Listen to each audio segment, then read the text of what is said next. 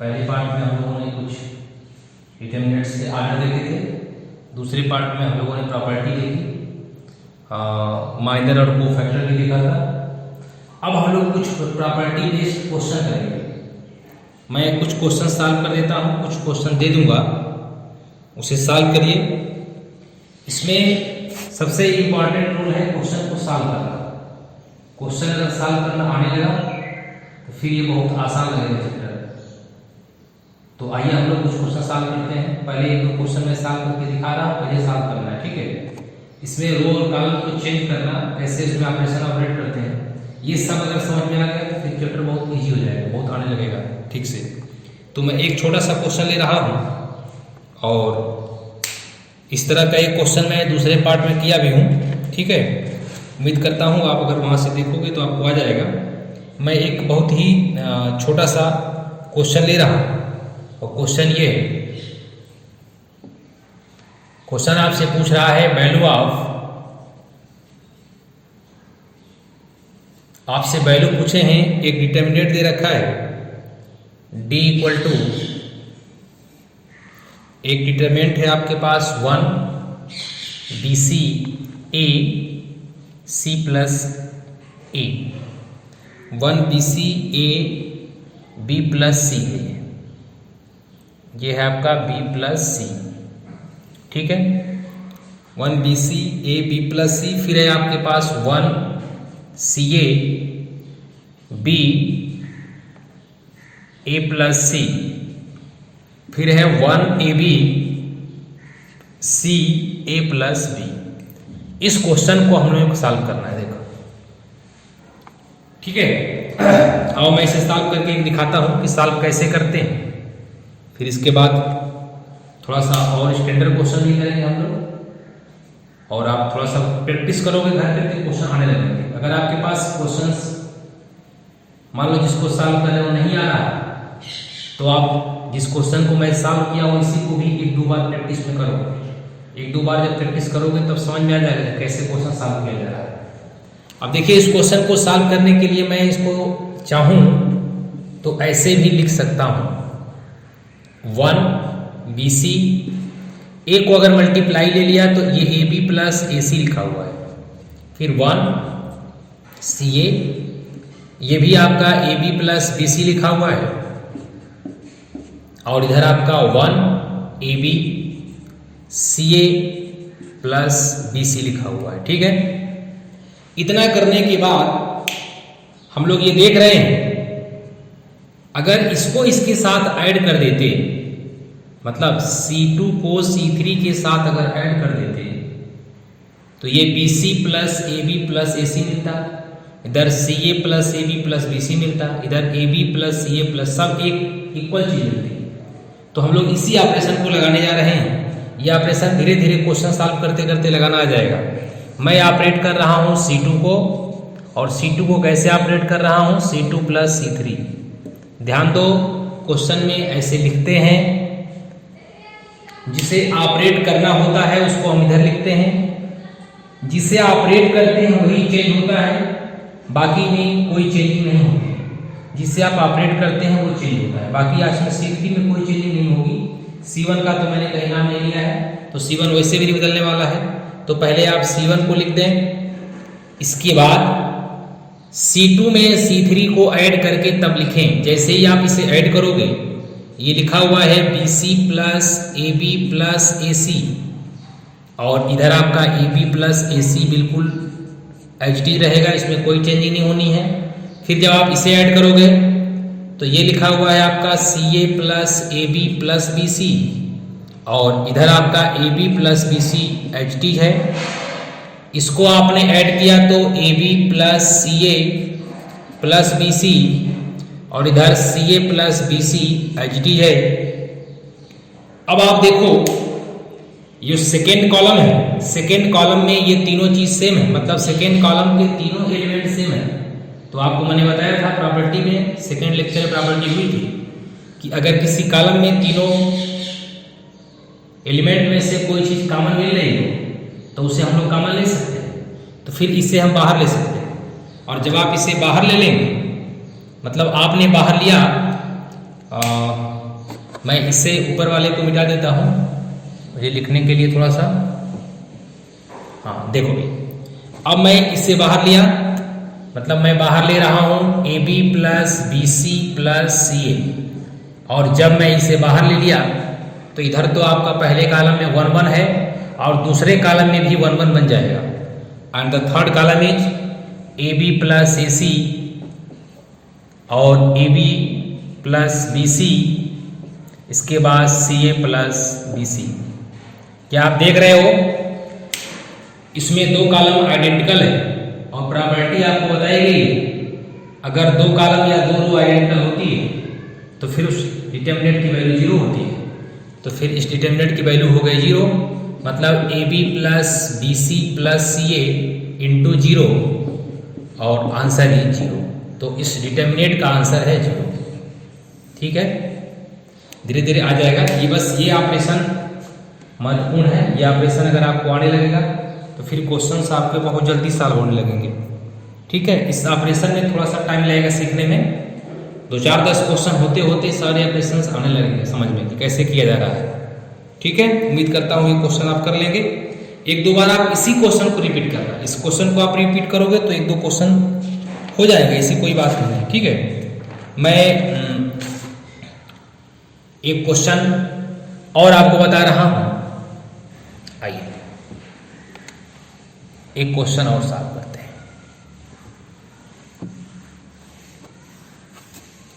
ठीक है,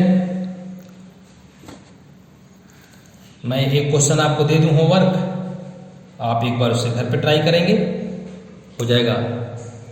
आइए क्वेश्चन एक लिख लीजिए, फाइंड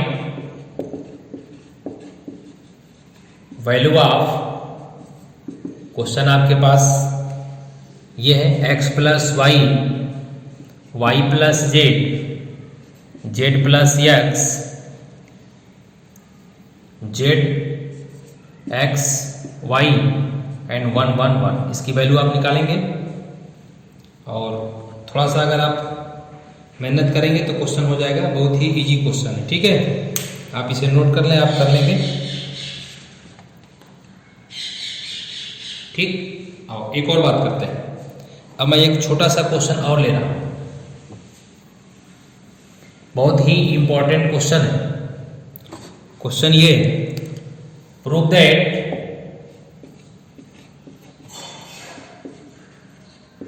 दैट क्वेश्चन आपके पास है 1 1 1 ABC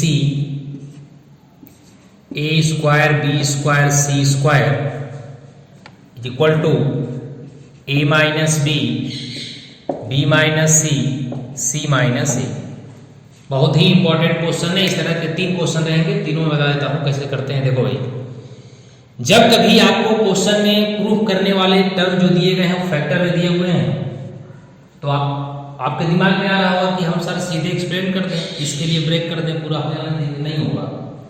अगर आप किसी रो या कॉलम को लेकर के एक्सप्लेन कर दो, इस डिटर्मिनेंट को अगर आप ओपन कर दोगे तो वो फैक्टर नहीं बनेगा, इस फैक्टर को आंसर में ले जाता है। ठीक है, तो हम लोग क्या करते हैं, इसको प्रॉपर्टी अप्लाई करके क्वेश्चन सॉल्व करते हैं। अब एक छोटी सी बात आप ध्यान कर लें, जब कभी क्वेश्चन में रो या कॉलम में 1 1 के एलिमेंट दिए जाते हैं या इक्वल एलिमेंट दिए जाते हैं, तो कोशिश करते हैं कि उनको सब्ट्रैक्ट करके 0 बनाएं। सब्ट्रैक्ट कैसे करते हैं? सब्ट्रैक्ट करने के लिए जैसे मैं C1 प्लस C2 लिख रहा था, C2 प्लस C3 लिख रहा था, तो आप जैसे मैं ऐड कर रहा हूं तो आप सब्ट्रैक्ट भी कर देते हैं। सब्ट्रैक्ट करने से ये रहेगा कुछ एलिमेंट 0 बन जाएंगे, कोशिश ये होती है कुछ एलिमेंट को 0 बनाएं। अब जैसे इस क्वेश्चन को सॉल्व करना है, इस टाइप के क्वेश्चन आएंगे तो कर लोगे, पहले आप एक ठीक से समझ लो। इस क्वेश्चन को अगर आपको सॉल्व करना है तो आप इसे ऐसे लिख सकते हैं, ध्यान से देखें, ये C1 है, ये C2 है और ये C3। मैं ये बोल रहा हूं कि आप C1 से C2 को सब्ट्रैक्ट कर दो तो देखो 1 - 1 0 बना देगा, और C2 से C3 को भी सब्ट्रैक्ट कर दो तो 1 - 1 0 बन जाएगा। तो मैं ऐसे बोलने वाला हूं, C1 को आप ऑपरेट करो, C1 - C2 ले लो, एंड C2 को भी ऑपरेट करो और C2 - C3 ले लो। अब ऐसा मत कह देना कि C3 को भी ऑपरेट कर दे, C3 - C1 ले ले, ऐसा नहीं होता है। ऑपरेशन 2 भी ही लगेगा इसको। तीनों में एक साथ ऑपरेशन नहीं लगता, ठीक है। तो फिर अब जरा सोचते हैं कि कौन चेंज नहीं होने वाला है। देखो मैंने बोला था आप जिससे आप रेट करोगे वही चेंज होगा, इधर C1 चेंज होगा, इधर C2 चेंज होगा, इसका मतलब C3 चेंज होने वाला नहीं है। तो पहले C3 को ही लिख लेते हैं। आइए पहले हम C3 को ही एज इट इज लिख लेते हैं, उसके बाद बाकी की बात करते हैं। C3 आपके पास है 1C² फिर आपने ऐसा किया है कि C1 माइनस C2 किया है, तो अगर आप C1 से C2 को सब्ट्रैक्ट करोगे तो 1 माइनस 1 0 देगा। इधर A से B को सब्ट्रैक्ट किया तो A माइनस B आया, और A² से B² को सब्ट्रैक्ट किया तो A² माइनस B² है। इधर अगर आप 1 से 1 को सब्ट्रैक्ट किए तो 0 दिया, B से C को सब्ट्रैक्ट किया तो B माइनस C आया, और इधर सब्ट्रैक्शन हुआ तो B² माइनस C² आया। इतनी बात समझ में आ गई होगी आपको? फिर से सोच लें, जिसे ऑपरेट करते हैं वही चेंज होता है। ऑपरेट कैसे करते हैं इसका फार्मूला नहीं है, ये आपको क्वेश्चंस लगाते समय एक्सपीरियंस से धीरे धीरे आपको आ जाएगा कैसे करना है। बहुत आसान है, बहुत कठिन भी नहीं है। हाँ, मैंने एक ट्रिक आपको ये बता सकता हूँ कि जब कभी आपको क्वेश्चन में इक्वल एलिमेंट दिखने लगे तो आप ये सोच सकते हैं कि सब्ट्रैक्शन के बाद वो 0 बन सकता है। कोशिश हमारी रहती है कि कुछ एलिमेंट को हम 0 बना लें। 0 बना लेंगे तो मुझे ओपन करने में आसानी होगी क्वेश्चन को, और जो कुछ बनना होगा उसी समय बन जाएगा। तो इसलिए हम इसके 0 बनाने की कोशिश किया था। मेरा केवल एक काम था, मैं इन दोनों को 0 बना रहा था। जरूरी नहीं है आप चाहो तो इन दोनों को 0 बना लो तो भी क्वेश्चन सॉल्व होगा। अब जरा एक बात और सोचते हैं, क्या इसका फैक्टर होगा क्या? और अगर फैक्टर होगा तो उसके फैक्टर भी कर लेते हैं। देखें मैं इनके फैक्टर भी कर देता हूँ। 0 0 1 A minus B B minus C इसके फैक्टर में बोल रहा हूँ A minus B A plus B, और इधर B minus C B plus C, और इधर C²। अब आप ये सोच रहे होंगे, देखो भाई मैं बोल रहा हूँ कि C1 से कुछ कॉमन है और C2 से भी कुछ कॉमन है। क्या कॉमन है? A माइनस B यहाँ कॉमन है, A माइनस B यहाँ भी कॉमन है, और 0 से तो हर चीज़ कॉमन होती है तो 0 से कॉमन मिल ही जाएगा। उसी तरह B माइनस C यहाँ भी कॉमन है, यहाँ भी कॉमन है, और 0 से कॉमन तो उसे होना ही है। तो आपने कॉमन ले लिया, मैं यहाँ आगे ही लिख देता हूँ। देखें मैं यहाँ से कॉमन लिया A माइनस B, फिर इधर से कॉमन लिया B माइनस C, और कॉमन लेने के बाद जो कुछ बच गया मैं उसे यहाँ लिख देता हूँ ऊपर की लाइन में। वो फर्स्ट रो में तो 0 0 1 बचा हुआ है, सेकेंड रो में ध्यान से देखो ये दोनों 1 हो गया, तो इन दोनों को 1 लिख दो, और ये C रहा। थर्ड कॉलम में यहाँ A प्लस B, यहाँ B प्लस C, और यहाँ C², मतलब A plus B B plus C और C² बच गया। अब इसे ओपन करेंगे। ध्यान देना, मैंने आपसे कहा था ओपन करने के लिए आप उस रो या कॉलम को अप्लाई करें जिसमें 0 एलिमेंट ज़्यादा आए हों। जैसे अगर इसे ओपन करना होता तो हम बोलते कि आप फर्स्ट रो से ओपन कर लो। फर्स्ट रो से ओपन करोगे तो 2 एलिमेंट 0 हैं, तो 0 के लिए मुझे ओपन करना ही नहीं, हमें ओपन केवल उसके लिए करना है जो एलिमेंट 0 नहीं है। तो इस 1 के लिए हम केवल ओपन कर दें। आओ 1 के लिए ओपन कर देते हैं। मतलब मैं ये बोल रहा हूँ आप लिख दो A minus B B minus C into 1। ये इन दोनों के लिए मैं ओपन नहीं कर रहा हूँ, इसलिए कि 0 के लिए ओपन करने पर 0 देता है आंसर। इस 1 के लिए ओपन करने का मतलब है इसके वर्टिकल और हॉरिजॉन्टल लाइन को आप ड्रॉप करेंगे, इधर से मल्टीप्लाई लेंगे तो B प्लस C मिलेगा, और जब आप इधर से मल्टीप्लाई लेंगे तो माइनस A माइनस B मिलेगा। माइनस का मल्टीप्लाई मैंने कर दिया है, इधर से B कैंसिल आउट हो गया, और कैंसिल आउट होने के बाद आपको मिल रहा है A minus B B minus C C minus A। यही आपको प्रूव करना था। इसे समझ लें एक बार। जब कभी क्वेश्चन में आपको इक्वल एलिमेंट दिखाई देने लगे तो सबसे अच्छा भी होता है, सबसे अच्छा तरीका होता है पहले आप ये सोचो कि इसमें से कुछ 0 बन सकते हैं क्या। अगर 0 कुछ बनने लायक है पहले कोशिश करके उन्हें 0 बनाएं।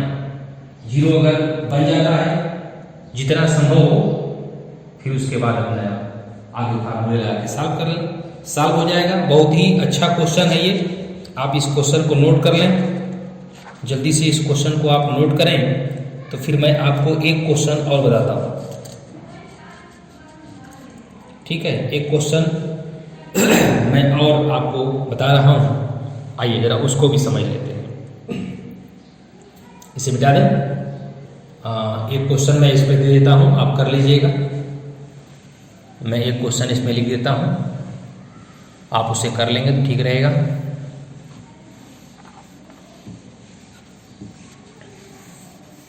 आइए, एक क्वेश्चन ये होमवर्क में रहेगा, आप उसे नोट कर लें। क्वेश्चन आपका ये, प्रूव दैट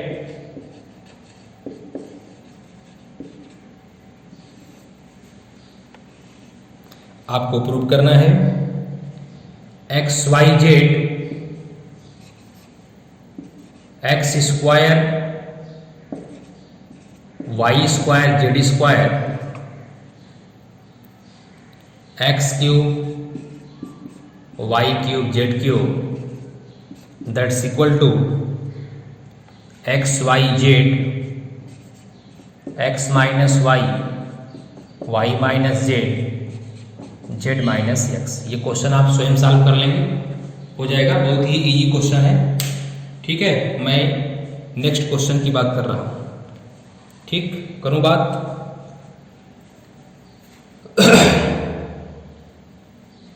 आइए बात करते हैं नेक्स्ट क्वेश्चन की। इसको मिटाते हैं,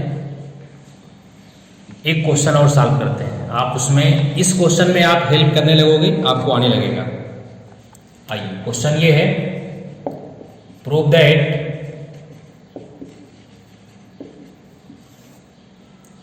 one one one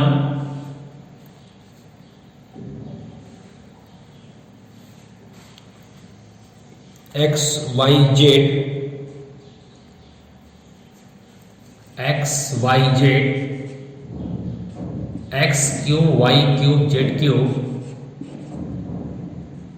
equals to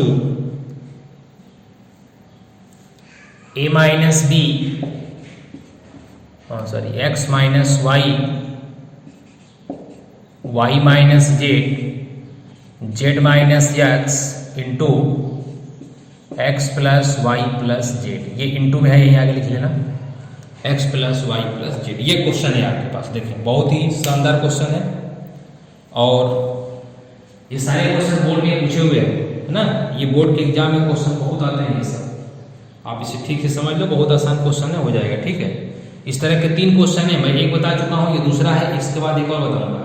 ये तीनों क्वेश्चन में, तीनों क्वेश्चन इंपॉर्टेंट है। तीनों क्वेश्चन में से अक्सर एक क्वेश्चन बोर्ड में आता है। ठीक है, तो मैं जितने क्वेश्चन यहाँ सॉल्व करूंगा उन क्वेश्चन को आप ठीक से प्रैक्टिस कर लेना। जितने क्वेश्चन ये सब बोर्ड में क्वेश्चन आए हैं और इस तरह के क्वेश्चन बोर्ड में आते ही, ठीक है, तो आप इन्हें जरूर सॉल्व करना ठीक से, ना। होमवर्क में एक साइड में एक आध 2 क्वेश्चन छूट जाएगा, चल जाएगा, लेकिन आप इन्हें कभी मत छोड़ना। इसे आप इतनी बार लगाना जब तक ये ठीक से याद ना हो जाए। आइए, अब मैं इसे सॉल्व करने के लिए फिर बिल्कुल सेम प्रोसेस वही लेंगे जो इसके फर्स्ट वाले क्वेश्चन में हम लोग प्रोसेस लिए थे।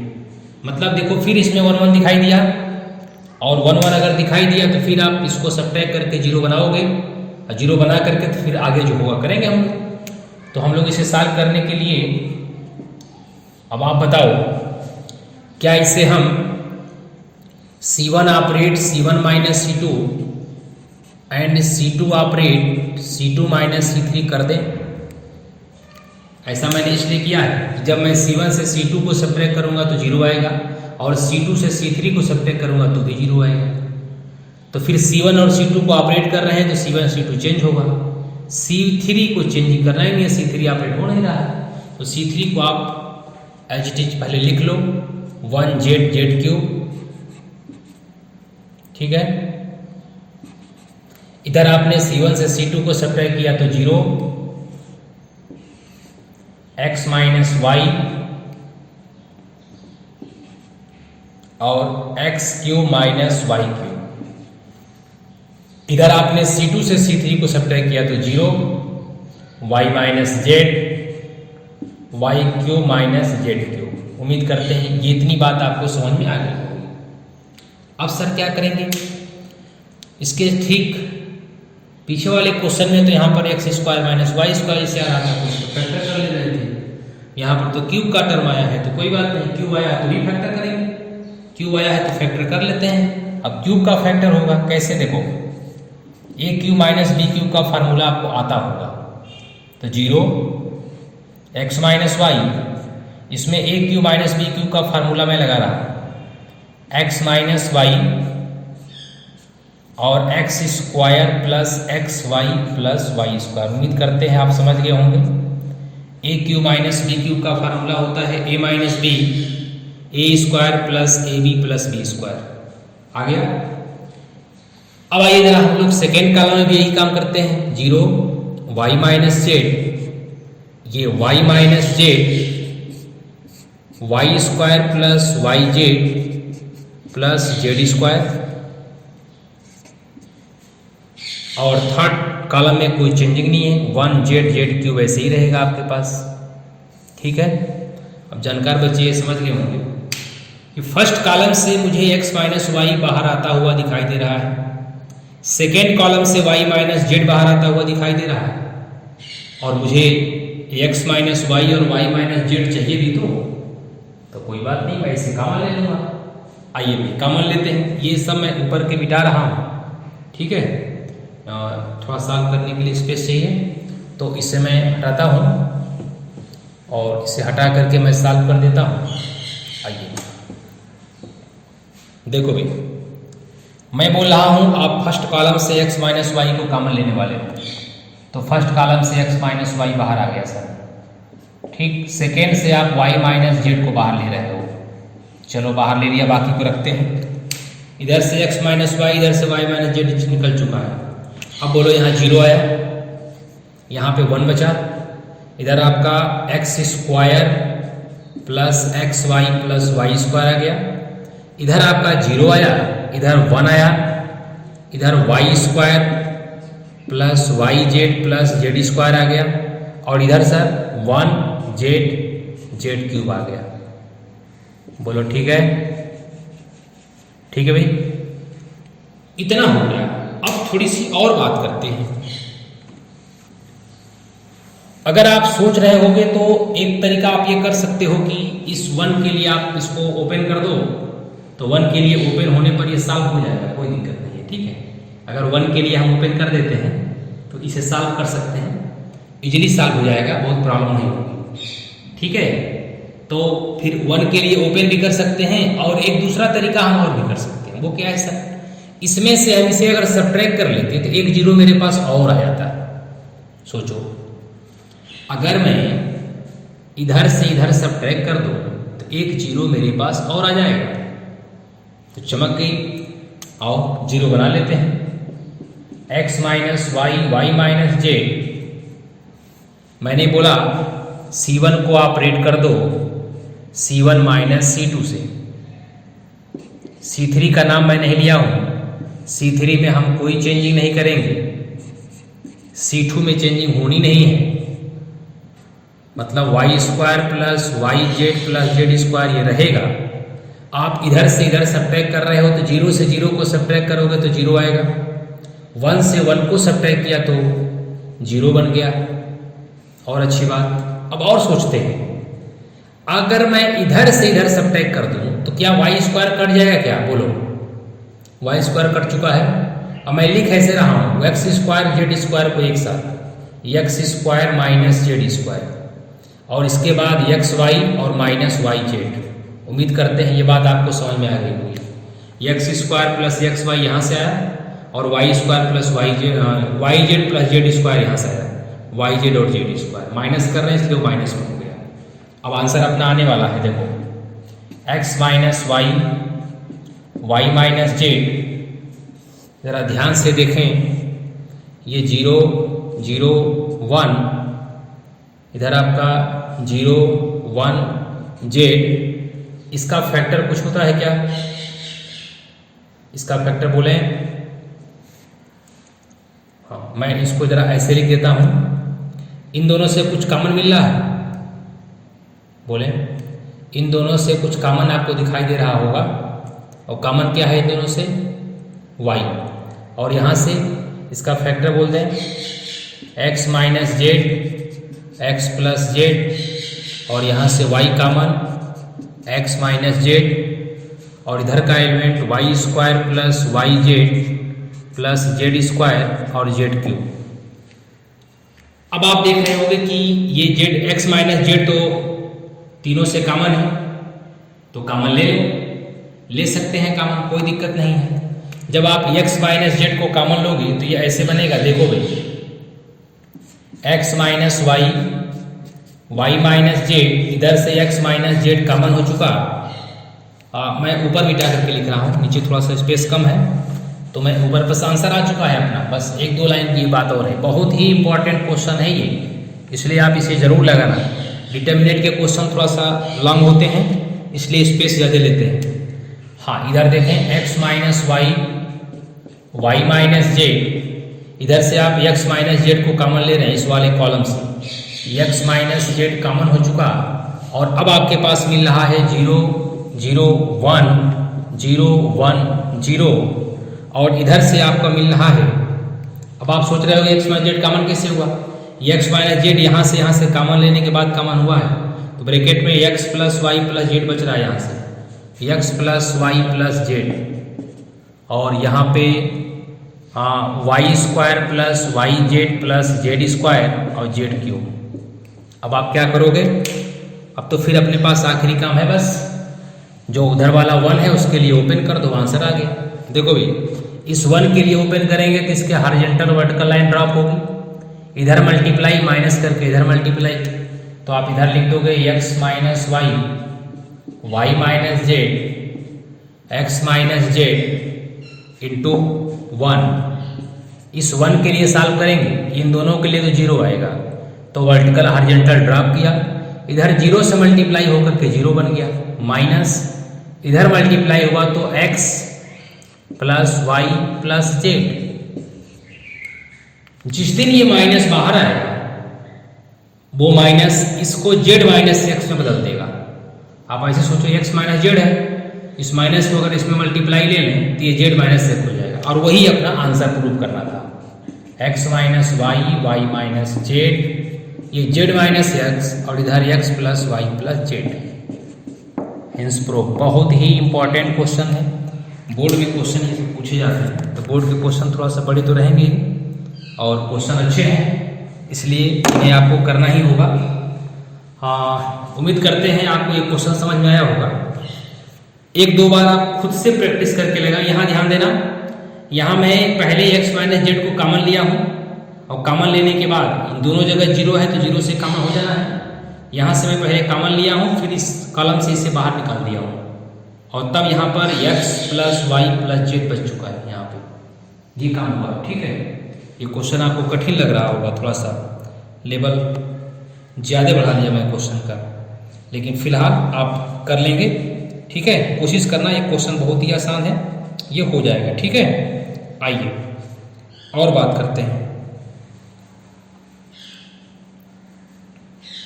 इसे आप जल्दी से नोट करें, इसे जल्दी से नोट करें, तो हम लोग एक दो क्वेश्चन और सॉल्व करते हैं। कुछ क्वेश्चन ऐसे होते हैं कि उन्हें सॉल्व करने के लिए थोड़ा सा रूल बदल के सॉल्व कर देते हैं तो ठीक रहेगा।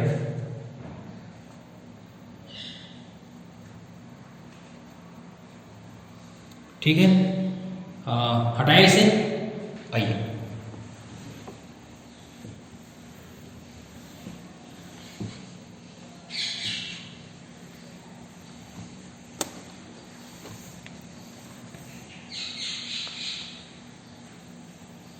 क्वेश्चन थोड़ा सा कठिन है, लग रहे होंगे। आ जाओ, एक क्वेश्चन मैं ले रहा हूं, बहुत ही अच्छा क्वेश्चन है। क्वेश्चन आपके पास ये है कि हाँ, प्रूव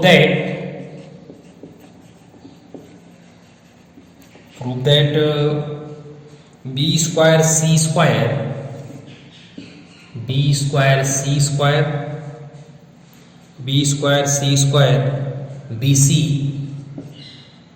बी प्लस सी, इसके बाद C square A square C plus A, फिर आपके पास है A square B square, A B, A plus B. देखो भाई, अगर आप ये सोच रहे होगे कि ये हाँ जीरो प्रूव करना है इसे, कि इसे तो हम लोग इस प्लस से ब्रेक, अभी मैं आपको सिखाऊंगा कि हम लोग एक डिटर्मिनेंट को दो डिटर्मिनेंट में ब्रेक कैसे करते हैं, ठीक है, अलग अलग भी लिखा जाता है, उसको मैं बताऊंगा, ये प्रॉपर्टी है वो, अभी उसको बताएंगे।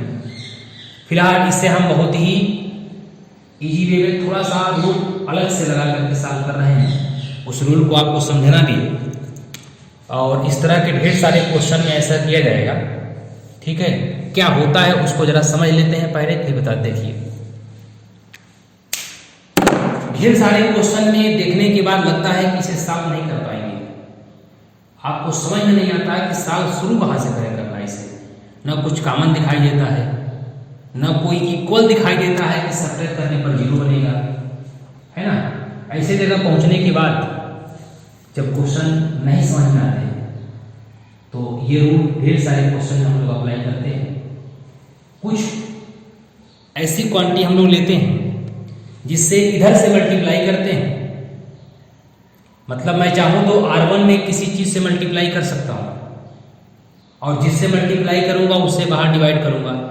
आपको पता है प्रॉपर्टी बताई गई है कि रो या कॉलम, किसी रो या कॉलम में आप किसी कांस्टेंट से मल्टीप्लाई कर सकते हैं, लेकिन जिस कांस्टेंट से आप मल्टीप्लाई करेंगे उस कांस्टेंट का मल्टीप्लाई उस पूरे डिटर्मिनेंट में होता है, तो इसे बैलेंस करने के लिए हम कुछ बाहर डिवाइड करेंगे।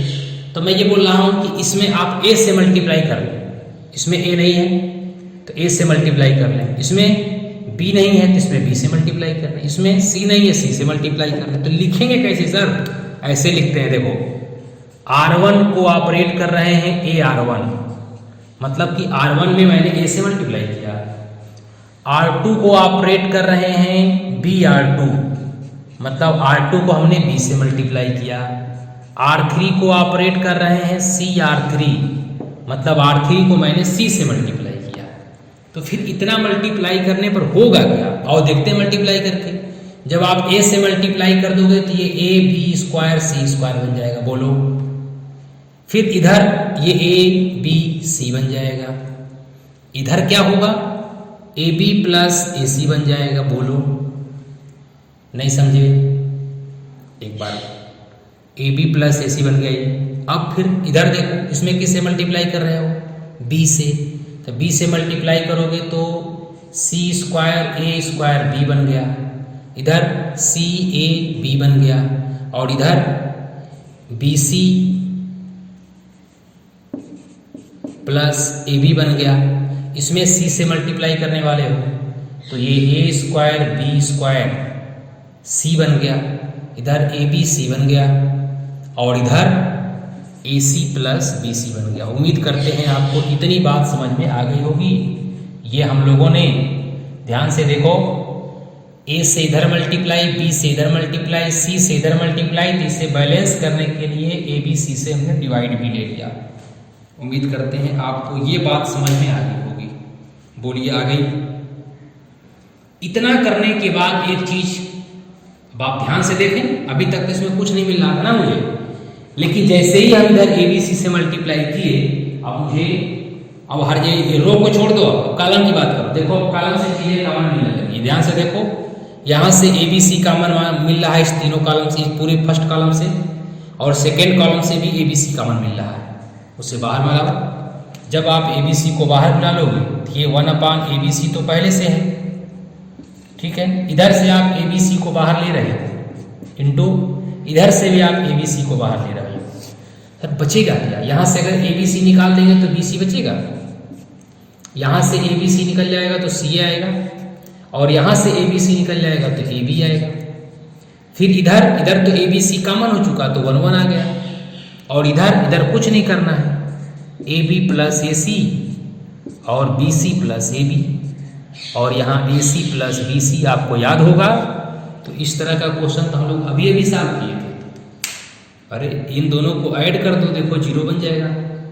इन दोनों को ऐड करो, AB plus BC plus C ये बाहर आ जाएगा, 0 हो जाएगा। ठीक है, इतनी बात समझ में आ गई। इसको मैंने मिटाया, काटा, इसको कट गया, ए बी सी बाहर पड़ा हुआ है। एक बार और सोच लो पहले, जब मुझे क्वेश्चन में कुछ भी समझ नहीं आता मैं अब क्या करूं, ना कुछ कॉमन मिलता है, ना कोई इक्वल टर्म दिखाई देता है कि सब्ट्रैक्ट करके जीरो बनाया जा सके, तब आपके पास सबसे अच्छा तरीका यही होता है कि आप कोशिश करें एक तरफ से कोई चीज़ से मल्टीप्लाई करें और देखिए रो से मल्टीप्लाई करते हैं और कॉलम से उसको कॉमन मिलता हुआ दिखाई देता रहेगा। तो सर ये जानेंगे कैसे, ये तो सोचने की, ये धीरे धीरे डेवलप हो जाएगा, ये ऐसे नहीं आएगा। तो क्वेश्चन सॉल्व करते करते आपको समझ में आने लगेगा क्या हो रहा है इसमें, ठीक है। अब मैं ऊपर से इसे हटा रहा हूँ, इसको मैं क्वेश्चन को पूरा कर दूँ, तो इसको हटाया, अच्छा भाई इसे हटा दिया। देखिए अब आप जरा इसको ध्यान से देखें, अब क्वेश्चन हमारा आने वाला है। ये बाहर तो ए बी सी बैठा हुआ है पहले से, इससे कोई दिक्कत नहीं है। अब मैं ये करने वाला हूँ, C1 को ऑपरेट कर देता हूँ C1 प्लस C3 से। अब कोई कहेगा कि सर 1 1 इक्वल तो दिखाई दे रहा है, तो सब्ट्रैक्ट करके जीरो क्यों नहीं बना रहे हैं? सब्ट्रैक्ट करके जीरो बनाएंगे तो क्वेश्चन सॉल्व तो होगा, बट टाइम लगेगा। लेकिन इधर से आप देख रहे हो कि इसको अगर इसके साथ ऐड कर देते हो तो ये पूरा का पूरा कॉमन मिलता हुआ दिखाई दे रहा है, तो इसलिए इसे ऐड कर रहा हूँ। देखो भाई C1 को चेंजिंग करना है, C3 और C2 में कोई चेंजिंग नहीं होगी, तो C2 को मैंने एज इट इज रखा, C3 को भी AB प्लस AC और इधर BC प्लस AB और इधर AC प्लस BC रखा। और इधर जब आप इसको इसके साथ ऐड करोगे तो ये AB plus BC plus CA बन जाएगा।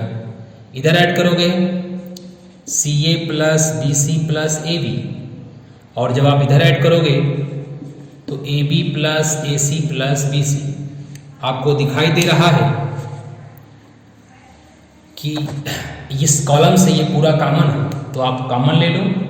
ये ABC बाहर है, ये AB plus BC plus CA आपको कॉमन दिखाई दे रहा है, तो इधर आपका 1 1 आ गया, और इधर AB प्लस AC, इधर BC प्लस AB और AC प्लस BC। उम्मीद करते हैं प्रॉपर्टी अब आपको याद हो गई है। यहाँ देखो ये दो कॉलम आइडेंटिकल है और दो कॉलम आइडेंटिकल है, तो इस डिटर्मिनेंट की वैल्यू 0, तो आपका आंसर आ गया AB plus BC plus CA into 0 equal to 0। ये आपका आंसर है, प्रूफ हो गया ये, ठीक है। अच्छा क्वेश्चन है और इस तरह के क्वेश्चन आने भी चाहिए आपको, ठीक है। जल्दी से क्वेश्चन को नोट करें और मैं आपको कुछ क्वेश्चन और दे देता हूँ जिसे आप सॉल्व करेंगे तो ठीक रहेगा, ठीक है।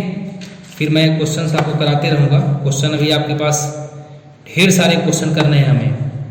क्वेश्चन हम लोग सब पूरी प्रैक्टिस क्वेश्चन में है, जितने क्वेश्चन हम करेंगे उतने ही अपने पास प्रैक्टिस बनेगी, और प्रैक्टिस आपको अगर अच्छी रहेगी तो आप क्वेश्चन करने लगोगे, ठीक है।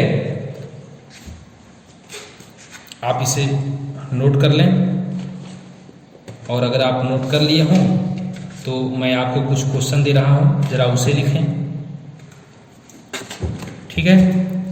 आइए मैं क्वेश्चन दे रहा हूं, अब इसे हटाते हैं।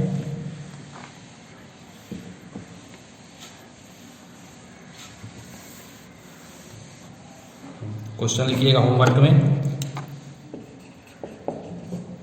होमवर्क में क्वेश्चन लिखें। हाँ, पहला क्वेश्चन है 1 1 1 ABC BC CA AB, इसकी वैल्यू आपको निकालनी है, इसकी वैल्यू निकालनी है। एक क्वेश्चन और लिखें, एक क्वेश्चन और नोट करें, और ये क्वेश्चन है A B C B plus C C plus A plus B A square B square C square, इसकी वैल्यू निकालें। ये कितना है?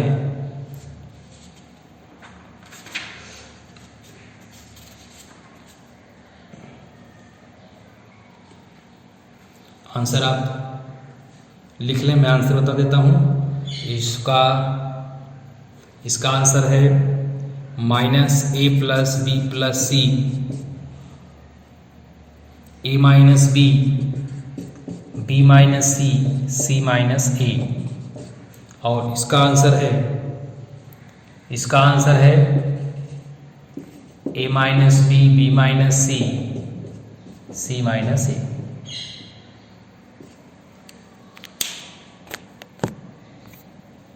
ठीक है, आप इतना करें, शेष हम लोग कल करते हैं।